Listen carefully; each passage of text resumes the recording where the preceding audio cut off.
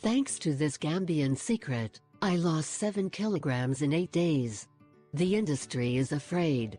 Would you like to lose weight without having to give up the pleasure of savoring your favorite dishes? It is clear that eating bacon every day is not going to lose weight, but why give up any dish to have to lose weight? The list of foods and drinks that you need to lose weight does not have to be food without taste or bad. Of course not. In the end, like everything in life, slimming is also composed of acquiring certain habits. There are very rich solutions to lose weight and do it with great pleasure.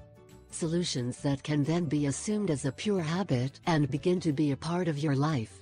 Within these solutions, widely accepted and practiced are slimming shakes.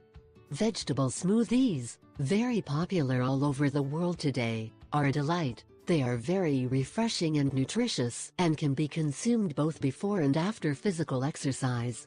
Studies have shown that eating a balanced diet, including whole grain cereals, nuts, seeds, vegetables and veggies, is an ideal solution to supplement our body with vitamins, minerals and other nutrients belonging to the group of antioxidants. Here I propose this delicious shake of green pepper to lose weight. Green pepper is a very complete vegetable in terms of vitamin complex.